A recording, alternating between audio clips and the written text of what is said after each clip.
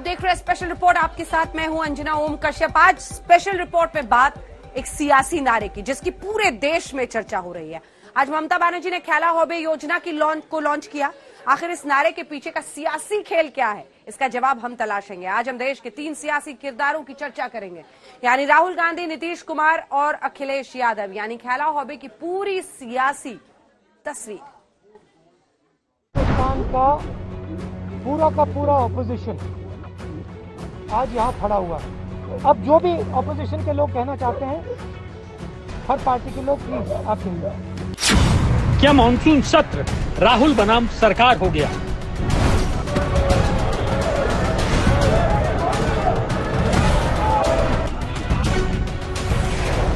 माननीय मंत्री जी,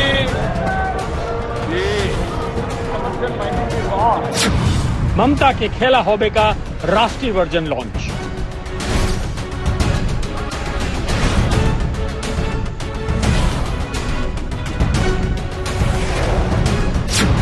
उत्तर प्रदेश में अखिलेश यादव का नया दांव।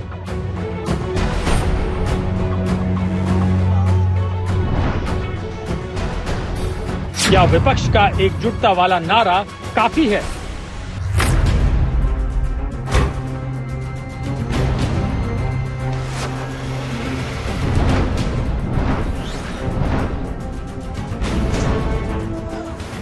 क्या 2024 में नीतीश कुमार भी खेल में हैं? प्रधानमंत्री जी नरेंद्र मोदी जी के पद पर या उनका जो अभी स्टेटस है उस पर उसको हम कोई चुनौती नहीं दे रहे हैं, लेकिन पीएम मटेरियल आज की तारीख में नरेंद्र मोदी जी तो पीएम ही है, बाकी कई लोग पीएम मटेरियल हैं, जिसमें नीतीश कुमार भी एक पीएम मटेरियल हैं। अरे वो चलिए, वो अलग चीज है, वो बोल रहे हैं, लेकिन हम लोगों की इन सब चीजों में कोई दिलचस्पी नहीं है, लेकिन सब एकजुट थे। सियासी बिसात पर शह और मात की चाल।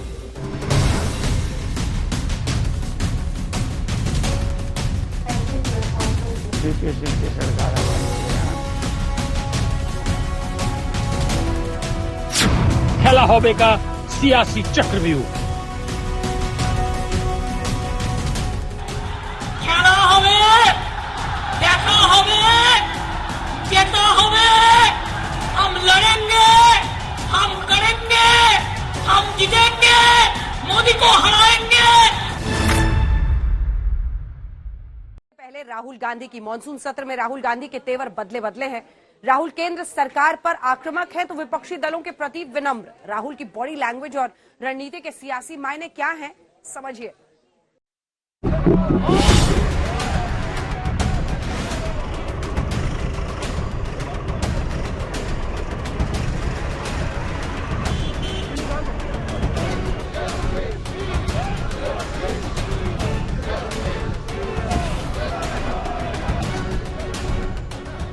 संसद के मॉनसून सत्र में राहुल गांधी फुल एक्शन में है। किसानों के हक की आवाज बुलंद करने के लिए ट्रैक्टर पर संसद पहुंचे।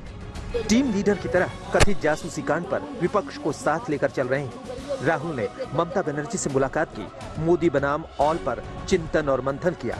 राहुल गांधी की लीडरशिप में बड़ा अंतर दिखा। विपक्ष का नेतृत्व करने की क्षमता दिखाई। सबसे बड़ी बात यह है कि केंद्र सरकार की घेरेबंदी के लिए राहुल गांधी संपूर्ण विपक्ष के साथ मंगलवार को चाय पर चर्चा करेंगे। राहुल ने कल सुबह 9:30 बजे दोनों सदनों के विपक्षी दलों के फ्लोर लीडर्स और कई नेताओं को नाश्ते पर बुलाया है। इसे यूं समझिए, दोनों सदनों के विपक्षी दलों के फ्लोर लीडर्स को नाश्ते पर बुलाया है, यानी संसद में विपक्ष की रणनीति और एकजुटता पर बात होगी। सरकार को अपने मन मुताबिक बिल पास करने नहीं देगा विपक्ष। फोन जासूसी कांड पर सरकार को घेरने की रणनीति बनेगी। ये जो हथियार है, ये हिंदुस्तान के खिलाफ यूज किया गया है। इस हथियार को आतंकवादियों के खिलाफ प्रयोग करना चाहिए, देशद्रोहियों के खिलाफ प्रयोग करना चाहिए। हम नरेंद्र मोदी जी से, अमित शाह से ये पूछ रहे हैं कि आपने इस हथियार का प्रयोग हिंदुस्तान के लोकतांत्रिक इंस्टीट्यूशंस के खिलाफ क्यों किया?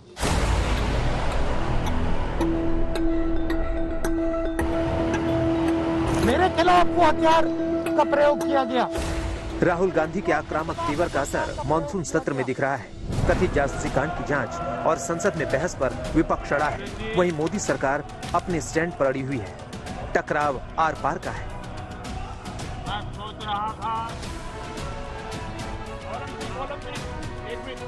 When government has gone to myself and Piyush Goyal ji, we had gone and met them, all the opposition leader in the Mallikarjun Kharge ji's chamber, and we have requested, and we don't want to do that like that. We want that it should be discussed, and any suggestion, good suggestion, government is open. If they don't want to discuss, then important legislations are there, ordinances are there, and for an entire full week we have waited. Modi ji को डर क्यों कि Pegasus एक जासूसी कांड है। जिस जासूसी कांड में सारा हिंदुस्तान को सरकार अपने चपेट में लेना चाहते हैं, तो जहां सबके लिए खतरा बनते जा रहे हैं, वो मुद्दा अगर हम पहले चर्चा के लिए चाहिए थी। इसमें हमारा दोष क्या है?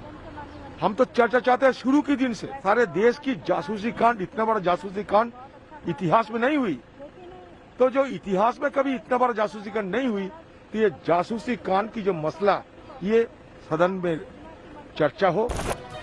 कांग्रेस का आरोप है कि सरकार असल मुद्दों पर चर्चा से भाग रही है। वहीं केंद्रीय मंत्री मुख्तार अब्बास नकवी राहुल के नाश्ते वाले न्योता पर तंज कस रहे हैं। जो इनविटेशन जाएगा जी सबको, फ्लोर लीडर्स के साथ उनके एमएलएस भी आएंगे, एमपीज भी आएंगे, राज्यसभा मेंबर भी आएंगे, हमारे भी आएंगे। अब देखेंगे, क्योंकि बहुत से लोग एब्सेंट है बिकॉज ऑफ तमिलनाडु के लोग नहीं आए वक्त पे, और दूसरे लोग भी नहीं पहुंचे, लेकिन जितने भी आएंगे सबको हमने इनवाइट किया है। जिस मुद्दे पे भी डिबेट चाहते हैं, डिस्कशन चाहते हैं, सरकार ने बहुत स्पष्ट कहा है कि आप चर्चा करिए हाउस में जिन मुद्दों पर भी। अब इन्होंने पहले कहा था कि हम कोरोना भी चर्चा करना चाहते हैं, उससे भाग लिए। फिर कहा था कि हम किसानों पे चर्चा करना चाहते हैं, उससे भाग लिए। हमेशा जो है वो अब बाढ़ आई हुई कई जगहों पे, उस पर आप चर्चा कर लिए। अरे भाई कुछ तो करो आप। राहुल की अगुवाई में विपक्षी एकता के पीछे मंशा साफ है। मोदी सरकार को घेरना और घेरेबंदी के तार मॉनसून सत्र से लेकर 2024 से जुड़े रहे हैं। विपक्ष के सियासी गणित को भी समझिए। बचाने के लिए देश में 375 लोकसभा सीटें ऐसी हैं जहां बीजेपी मुकाबले में है।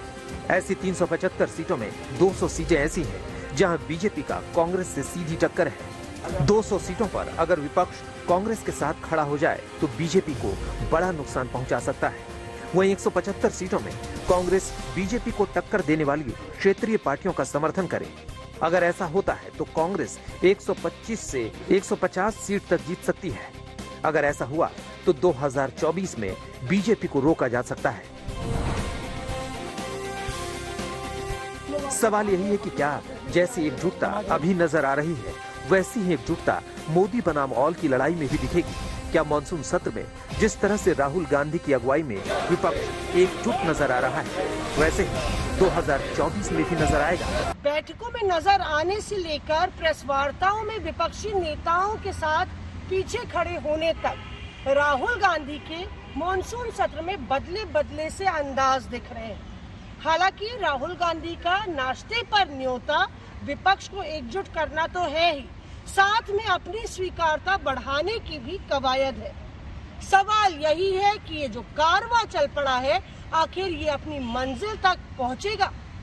मौसमी सिंह, दिल्ली, आज तक। तो राहुल गांधी विपक्ष के नेताओं को एकजुट करने में जुटे हैं, तो वहीं एनडीए में पेगासस मुद्दे पर मतभेद के सुर सुनाई दिए। बिहार के मुख्यमंत्री नीतीश कुमार ने कहा कि कथित जासूसी कांड की जांच होनी चाहिए। आखिर नीतीश के इस बयान का मतलब क्या है, देखिए।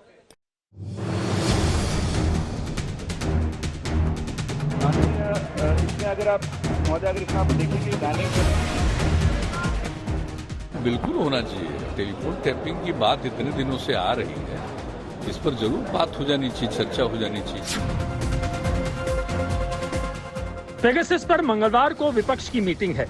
बैठक से पहले बिहार के मुख्यमंत्री नीतीश कुमार ने पेगासस पर बड़ा बयान दिया है। एनडीए के सहयोगी नीतीश कुमार ने साफ कहा कि पेगासस की जांच होनी चाहिए। सरल शब्दों में आपको बताएं तो मतलब यही है कि एनडीए के अंदर से जांच की मांग उठ गई है।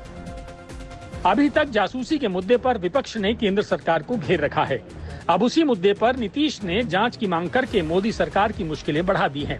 सबसे पहले सुनिए नीतीश कुमार ने पेगासस जासूसी कांड पर क्या कहा, उसके बाद हम आपको बताएंगे क्यों कहा।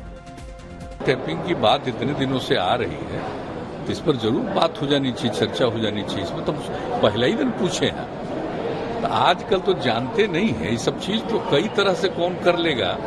तो इसलिए इन सब चीजों पर तो पूरे तौर पर एक एक बात को देख करके उचित कदम उठाना चाहिए मेरी समझ से। लेकिन क्या हुआ है क्या नहीं हुआ है ये पार्लियामेंट में कुछ लोग बोल रहे हैं और समाचार पत्रों में आ रहा है, तो उसी को देखते हैं हम लोग। लेकिन जो कुछ भी है उसके पूरे तौर पर जांच करके या आकर किसी को किस तरह से फोन को लोग अपने ढंग से सुन रहे हैं या कुछ भी कर रहे हैं, उस पर कब्जा कर रहे हैं, क्या कर रहे हैं, ये तो पूरी बात आनी चाहिए।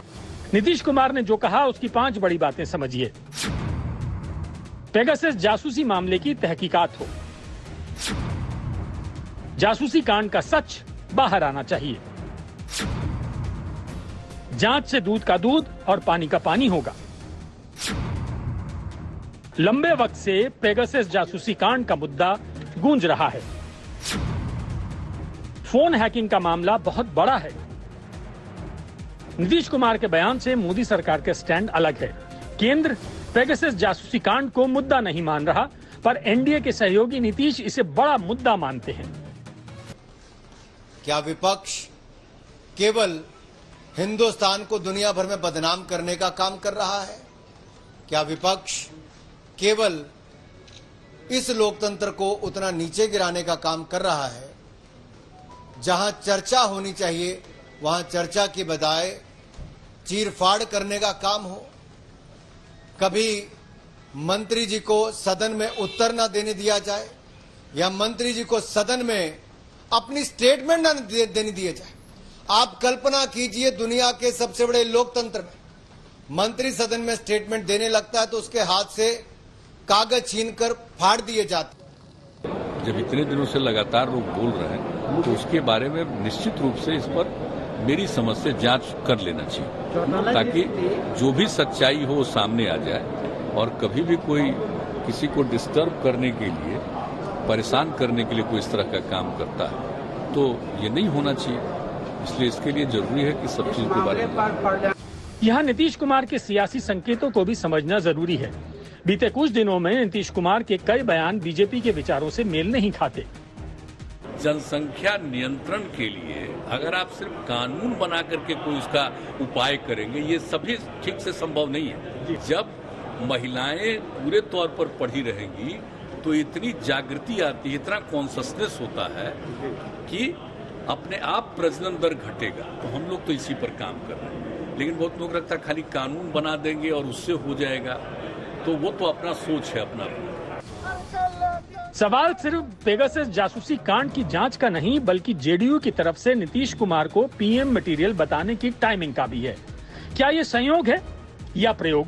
प्रधानमंत्री जी नरेंद्र मोदी जी के पद पर या उनका जो अभी स्टेटस है उस पर उसको हम कोई चुनौती नहीं दे रहे हैं। लेकिन पीएम मटेरियल आज की तारीख में नरेंद्र मोदी जी तो पीएम ही हैं, बाकी कई लोग पीएम मटेरियल हैं, जिसमें नीतीश कुमार भी एक पीएम मटेरियल हैं। अरे वो चलिए ना, वो अलग चीज है, वो बोल रहे हैं। लेकिन हम लोगों की इन सब चीजों में कोई दिलचस्पी नहीं है। लेकिन सब एकजुट थे।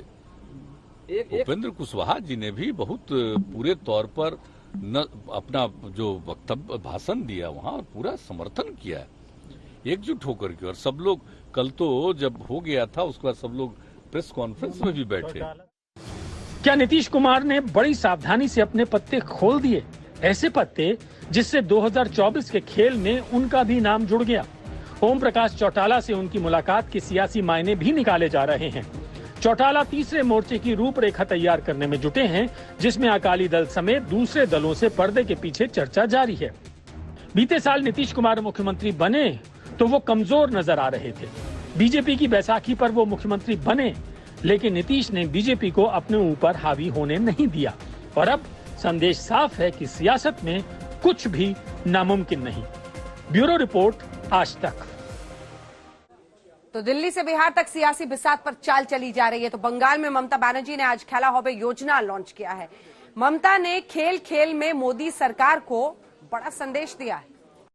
खेला खेला खेला होबे कि खेला होबे जय बांग्ला खेला होबे।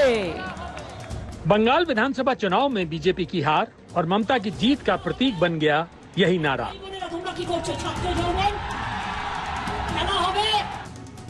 जब ममता बनर्जी दिल्ली आई तो 2024 में विपक्षी एकता के लिए यही नारा बुलंद किया और आज बंगाल में खेला होबे प्रोग्राम को लॉन्च करके अपना फ्यूचर प्लान का ब्लूप्रिंट भी जारी कर दिया। फुटबॉल को उछालती हुई ममता बनर्जी, यही है ममता बनर्जी की स्टाइल।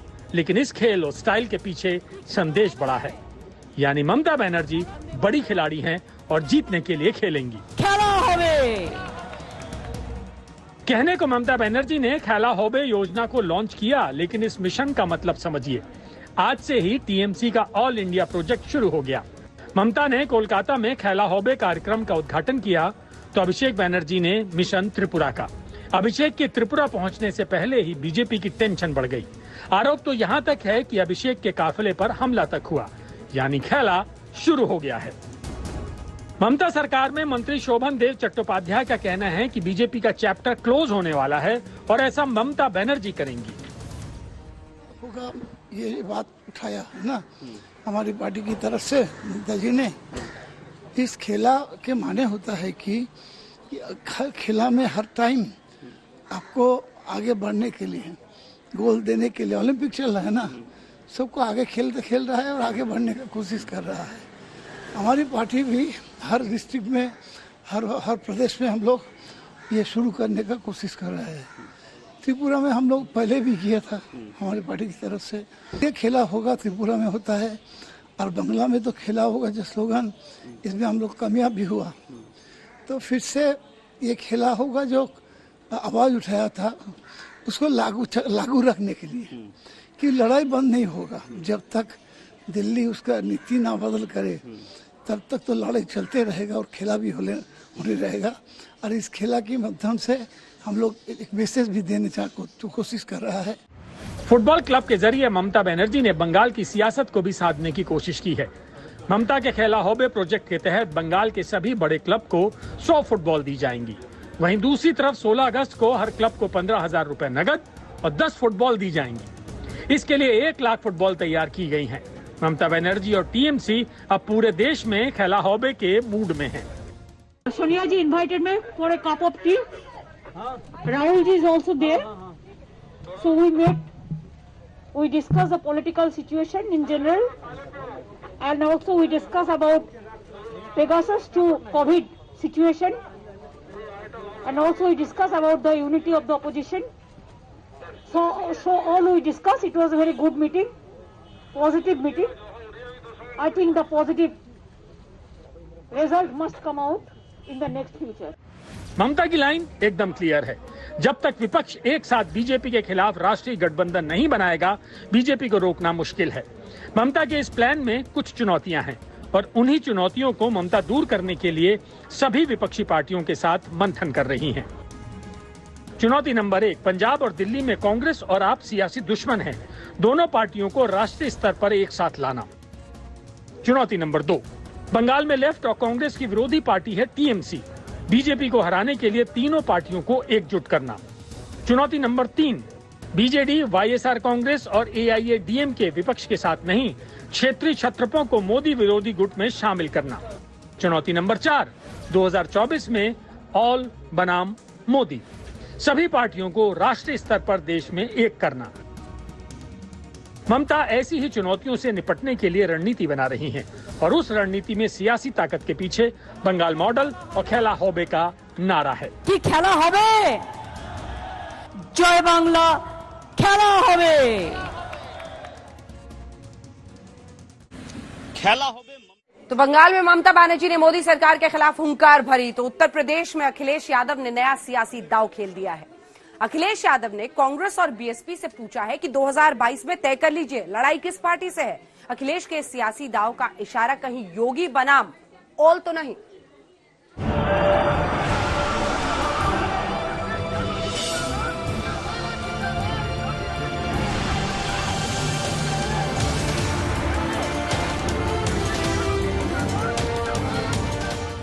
2024 की सियासी लड़ाई से पहले विपक्षी एकता की अग्नि परीक्षा 2022 में होगी। दिल्ली में जो विपक्षी एकता का नारा राहुल गांधी की अगुवाई में बुलंद किया जा रहा है, ममता बनर्जी जिस विपक्षी एकता की नई धुरी बनी हुई हैं, क्या उसका असर उत्तर प्रदेश चुनाव में दिखेगा? क्या उत्तर प्रदेश में बीजेपी बनाम ऑल लड़ाई संभव है? दरअसल समाजवादी पार्टी के मुखिया अखिलेश यादव के बयान से 2022 चुनावों में नए समीकरण के संकेत छिपे हुए हैं। अखिलेश यादव ने कहा है कि कांग्रेस और बीएसपी को सोचना है कि उनकी लड़ाई बीजेपी से है या समाजवादी पार्टी से। इशारा सीधे सीधे विपक्ष की दूसरी पार्टियों पर है। अखिलेश यादव के इस बयान को गठबंधन की संभावनाओं से जोड़कर देखा जा रहा है। भले ही अखिलेश यादव ने छोटी पार्टियों के साथ गठबंधन की बात कही हो, लेकिन बीजेपी को सत्ता से बेदखल करने के लिए वो अपने स्टैंड पर विचार कर सकते हैं। यानी गेंद दूसरी पार्टियों के पाले में डाल दी है। जब से भारतीय जनता पार्टी की सरकार देश में आई है, देश आर्थिक स्थिति से जूझ रहा है। यहाँ महंगाई, बेरोजगारी बढ़ी हुई है, नफरत की राजनीति हो रही है, समाज के अंदर में डिवाइड एंड रूल हो रहा है। अब जिम्मेदारी हर नागरिक की और समाज के हर दल की है, वो एक साथ वैचारिक रूप से आए और भारतीय जनता पार्टी को सत्ता से हटाएं और देश को बचाएं। 2017 में अखिलेश यादव ने कांग्रेस के साथ मिलकर चुनाव लड़ा, लेकिन नतीजे विपरीत रहे। 2019 में बीएसपी के साथ चुनाव लड़ा, लेकिन मिशन अधूरा रह गया। अब उत्तर प्रदेश में कांग्रेस, समाजवादी पार्टी और बीएसपी के लिए सियासी अस्तित्व की लड़ाई है। 2022 में और मुश्किल होगी। वैसे भी कांग्रेस करीब 3 दशक से हाशिए पर है, 1 दशक से बीएसपी और 5 सालों से समाजवादी पार्टी। ऐसे में महागठबंधन बीजेपी को हराने के लिए बड़ा हथियार हो सकता है, लेकिन ये तभी मुमकिन होगा जब विपक्षी पार्टियां एक साथ एक मंच पर आए। कुमार अभिषेक, लखनऊ, आज तक। देश के कई राज्यों में बाढ़ जैसे हालात हैं, ये सब हम आपको दिखाएंगे, लेकिन उससे पहले बड़ी खबर के साथ बुलेटिन की शुरुआत कर रहे हैं, क्योंकि आज दिन भर ये अटकलें लगाई जा रही थी कि क्या बीजेपी अध्यक्ष जेपी नड्डा से मुलाकात के बाद बाबुल सुप्रियो फिर से बीजेपी का रास्ता अपना सकते हैं। ऐसे में अब खबर ये आ रही है कि सांसद रहूंगा, राजनीति नहीं करूंगा, ये कह दिया बाबुल सुप्रियो ने। वो कह रहे हैं कि मैं राजनीति अब नहीं करना चाहता हूं, सांसद के तौर पर मैं काम करूंगा, ये उन्होंने जेपी नड्डा से मुलाकात के बाद कहा है। लेकिन राजनीति अब नहीं करूंगा, ये उन्होंने कह दिया है। आपको सुना देते हैं, सुनिए क्या कह रहे हैं। राजनीति छोड़ रहा हूँ। 2024 तक आप सांसद रहेंगे, उसके बाद नहीं रहेंगे। सांसद, बहुत सारे सांसद होते हैं जो राजनीतिक सांसद नहीं होते, तो आपको निकाला जा सकता है पार्टी। तभी तो मैं पार्टी में रह के कोई इनडिसिप्लिन काम नहीं करना चाहता। तभी तो इतनी कॉर्डियली तभी तो मुझे प्यार है। नड्डा जी को मैंने पहले ही बताया था कि मैं राजनीति छोड़ने का मेरा जो निर्णय है वो मैं एकदम दिल से ले चुका हूँ, उससे मैं पीछे नहीं हट सकता हूँ। मैं उन्होंने बहुत प्यार उन्होंने दिया मुझे जो उनका कहना था उन्होंने कहा। मैंने आपको फिर से बोल रहा हूँ कि संवैधानिक जो मेरा पद है, कॉन्स्टिट्यूशनल पोस्ट जो है, उसको बिना राजनीति किए हुए मैं आसनसोल में उसको निभाऊंगा। बहुत सारे वो चल रहे हैं, बहुत सारे ब्रिज, हॉस्पिटल, ये वो, मैंने बहुत सारे पैसे वहाँ पे लेके गया। वो सारा काम एमपीलैट का फंड, ये वो काम अलग अलग चीज़ के लिए जो एक एमपी से एक्सपेक्टेड है, वो मैं कॉन्स्टिट्यूशनली जो ओथ मैंने लिया उसको मैं बिल्कुल निभाऊंगा। बट और अब बात कुदरत के क्रोध की। धरती धस रही है, चट्टानें चकनाचूर हो रही है, पहाड़ भरभरा कर गिर रहे हैं, बाढ़ सब कुछ बहाए ले जाने पर आमादा है। मैदानी इलाकों में बारिश ने गांवों को तलैया बना दिया है। स्थिति ऐसी है कि चारों ओर हाहाकार है। सबसे पहले पहाड़ पर प्रलय देखिए।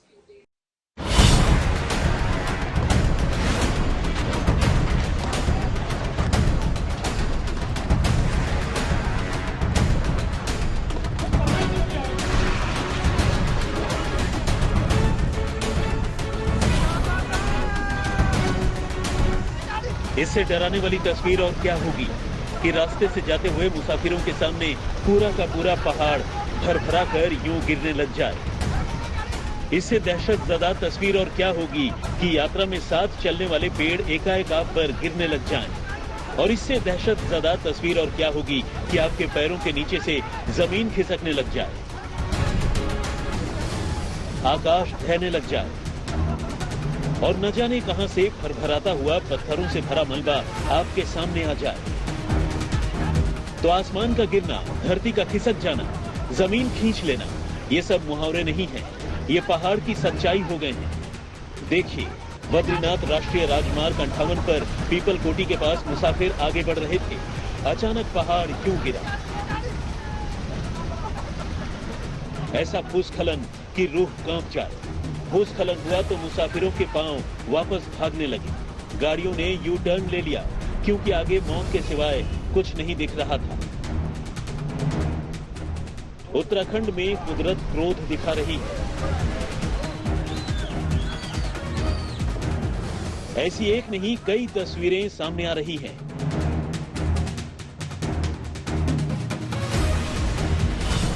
केदारनाथ हाईवे पर तो चलना मतलब कुदरत से विद्रोह करना है।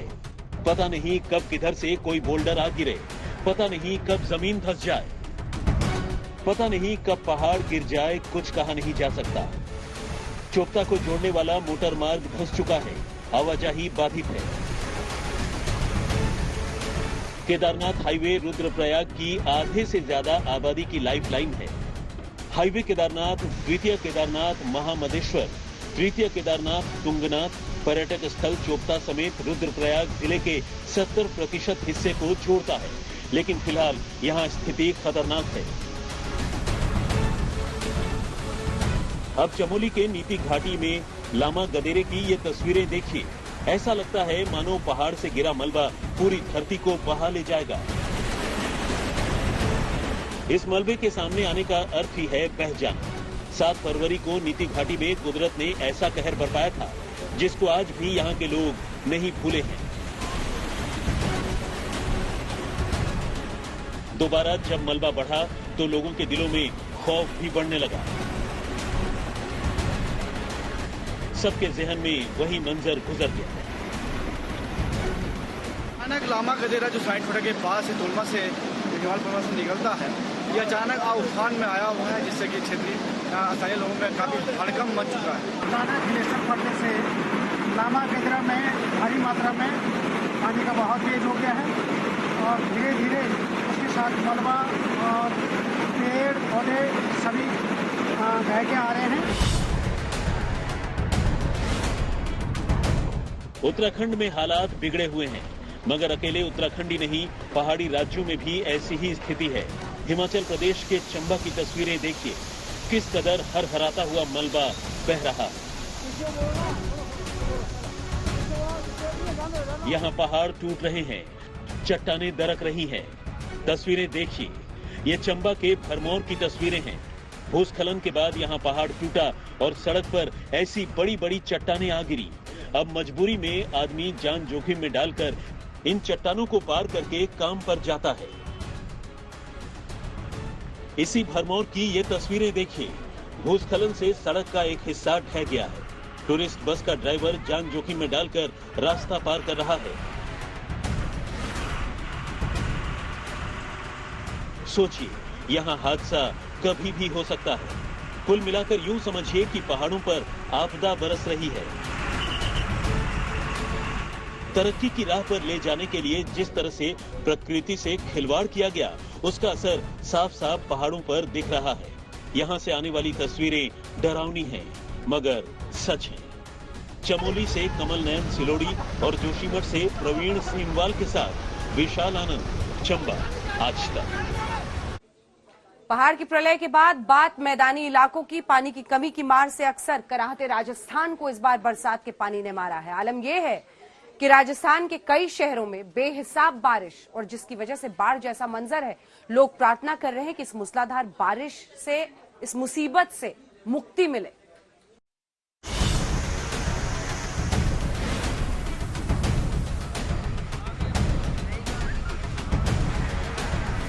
डूब गए हैं मकान, डूब गई है दुकान, डूब गए हैं खेत, डूब गए हैं खलिहान। गांव के गांव टापू बन गए। कई मकान ढह गए हैं। जहां तक नजर जाती है सिर्फ पानी ही नजर आता है। राजस्थान के बारां की तस्वीरें देखिए। ये वो बारां है जहां गर्मियों में पानी की किल्लत हो जाती है। मगर फिलहाल देखिए कासे, देवरी, शाहबाद, नाहरगढ़ और समरानिया क्षेत्र बह रहे हैं। सड़कें दरिया बन गई है और शहर समंदर। बारह की ही दूसरी तस्वीर देखिए।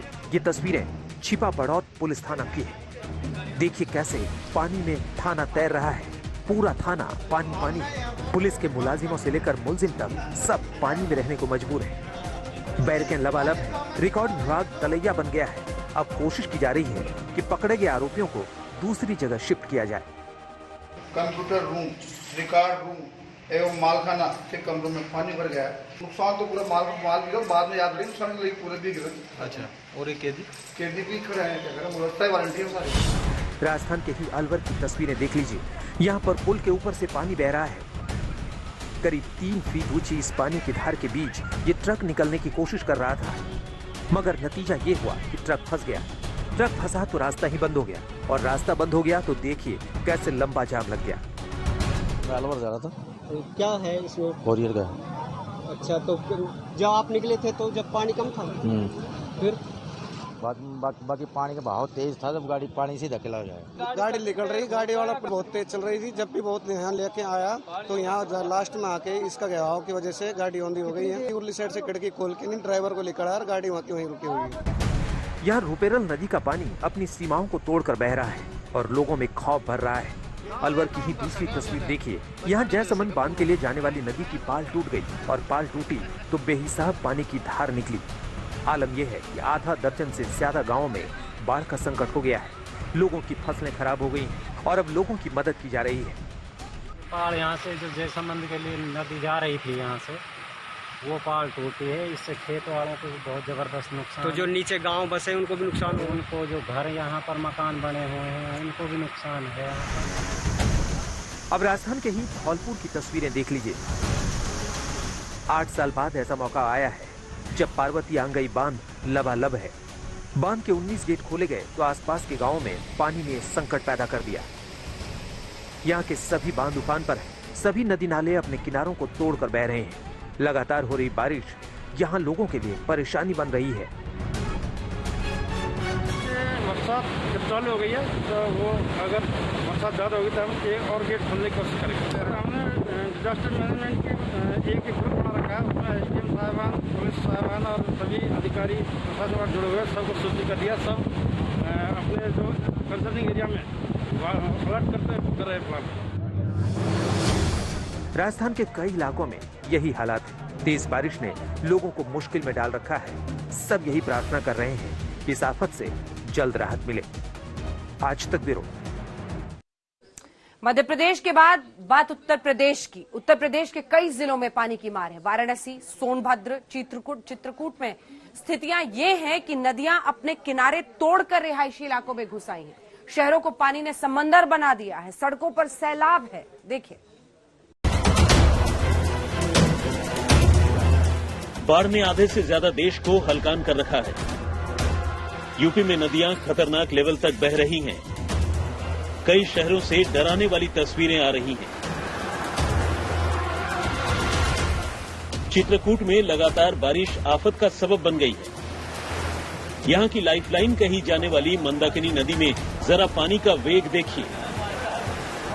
नदी सब कुछ बहा ले जाने पर आमादा दिखती है। चित्रकूट के तमाम ऐतिहासिक मठ मंदिरों समेत लगभग 500 घरों में पानी भर गया है। सरकारी इमारतें भी पानी में डूबी हैं। जिन सड़कों पर गाड़ियां फर्राटे भरा करती थी, अब वहां नावें चल रही हैं। घर गृहस्थी का सामान बचा पाना तक दूभर हो गया है। पुलिस पानी भरे घरों की तरफ लोगों को जाने से रोक रही है। बाढ़ से बिजली व्यवस्था चौपट हो गई है। ये मंदाकिनी का जो यहाँ रामघाट पे है, तो ये धीरे धीरे जलस्तर बढ़ रहा है। अभी 1.30 ये मीटर है, तो काफ़ी इसमें अभी करीब 400-500 जो हैं यहाँ पे परिवार, इनके घरों में अभी पानी घुसा है, नीचे है। यहाँ पे तहसील प्रशासन, पुलिस प्रशासन आके हम अनाउंसमेंट कर रहे हैं। सोनभद्र में भी मूसलाधार बारिश के बाद जिंदगी पटरी से उतर गई। पूरे 48 घंटे की बारिश के बाद सारी नदियां उफन रही हैं।